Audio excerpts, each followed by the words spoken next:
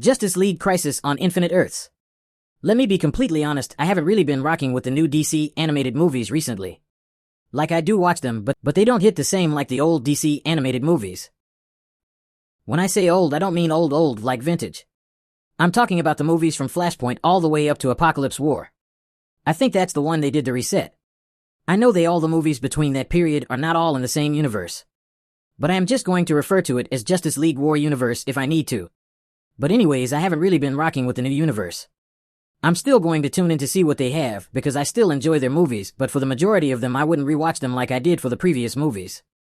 A main highlight from this new universe I really don't like is the animation style. I understand that the concept is supposed to be a comic book pages coming to life, but I prefer the old version. I appreciate the artists who put the effort and work in animation, but this style just ain't it for me. Honestly, and this is just my opinion, you may agree or disagree, but to me it just seems cheap looking. That's just the best way I can explain it. Animation is very expensive, so I don't mean literally, I just mean visually. To me, that is how it looks. There's a lot of hard work that goes into creating this. But as my opinion as a viewer, I don't really enjoy this style. But from what I have seen on Twitter and other YouTube reviews, a lot of people seem to like it. But for me, the Justice League Wars Young Justice Saga era was top-tier artistic style. However, by the time I finished the movie, the art style kind grew on me. Not my favorite, but I didn't hate it as much as I did in the beginning. But anyway, Crisis on Infinite Earths. I knew about this movie coming out last year. I don't think I saw the full trailer, but I most likely saw a teaser. I was actually excited for this movie as I recognized they seemed to have done something similar in the past. There was a Justice League animated movie called Crisis on Two Earths. For those who haven't seen it, Justice League Crisis on Two Earths was about the Justice League discovering and exploring a parallel universe whereby they had doppelgangers who villains instead of heroes, and the heroes of that universe were the villains in theirs. That movie was great. I thought it was going to be similar, but I was definitely wrong. The Crime Syndicate do make an appearance, but they are not a major part of the story. By the way, I would like to pre-warn you, I do not read the comics. So I have no idea how things are supposed to be or whatnot. I just go by what I watch.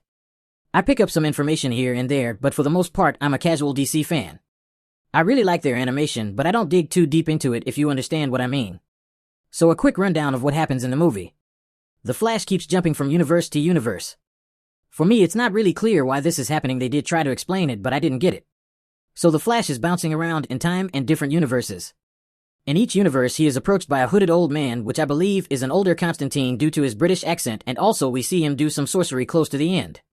So anyways, the Flash is bouncing around different universes, one before he meets Iris, one where he meets the Crime Syndicate, one where he is old, one before the formation of the Justice League. Side note, in this timeline/universe, he played a very important role in forming the Justice League. And in this universe, he meets Amazo, a power-absorbing android. Amazo plays an important role in the ending. Side note, I'll be honest again, I did not like all that bouncing around. I wouldn't say it was hard to follow, but it's definitely a movie you need to keep your eye on, because if you're looking away or partially watching, you may not grasp what's going on. I multitask a lot, so I needed to concentrate a bit to get an idea of what's happening. Anyways, Barry Allen the Flash keeps bouncing around from universe to universe.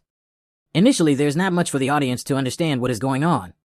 The first part of this story was to stop Amazo, which they had a final showdown with him as Lex Luthor was tricking him to destroy the superheroes as a way to protect human life, as protecting human life was his primary objective set by his creator Dr. Evo. They defeat Amazo, but unfortunately Dr. Evo passed away in the process. Then we go back to bouncing around universes, and then we are at Barry's wedding. Barry can feel that there's something off, and he lets Iris know before the wedding.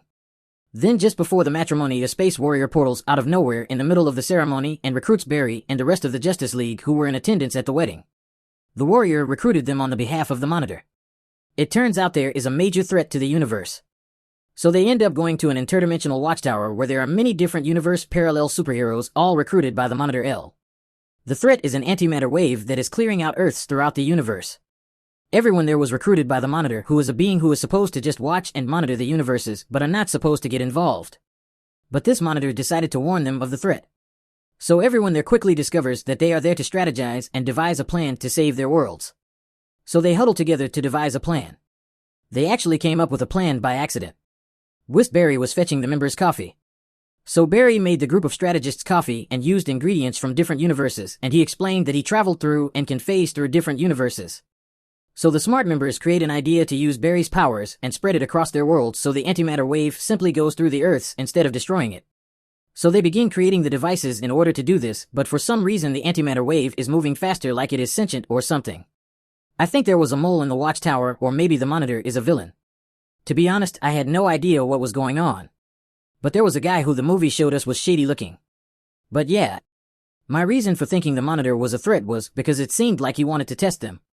Anyways, the antimatter wave was destroying Earths and managed to destroy the Earth if the crime syndicate. But as soon as the team came together with a plan, the antimatter wave started moving faster. So it's clear there's a leak, but we won't know who until part 2. So because if the team can't orchestrate their plan on schedule before the antimatter wave hits. But somehow the Flash managed to speed himself up along with Iris, like really fast. So fast that everything else is basically frozen. And they complete the device together. I have no idea how he managed to do this. I don't think they fully explained it in the movie, or I wasn't paying attention. But anyways, he loses Iris in the process, but the device is completed and it seems to work. And all is saved. So it seems. But then Supergirl, who actually lives in the future, contacts her future friends, and they end up disappearing like that time Thanos snapped his fingers. And that's the end of part 1. I think this is the story they should have used for the live-action Flash movie. This is a much bigger threat than reusing the same villain General Zod to be their major threat. Also, they could have anybody for the heroes since they were ending that universe anyways. But Crisis on Infinite Earths. I get what the crisis was, and I think I need to see part 2 to fully understand and comprehend what was going on. I'm still quite puzzled about this, so I can't say anything for definite. The movie was too jumpy for me. I prefer a more coherent storyline, maybe 2 or 3 running concurrently, but there was almost 6 timelines we kept jumping into. Like we were bouncing back and forth. Into the past, then into the future, then somehow the present of that was even the present. The Speed Force and parallel universes is complicated enough, so this was to parallel timeline to the main timeline.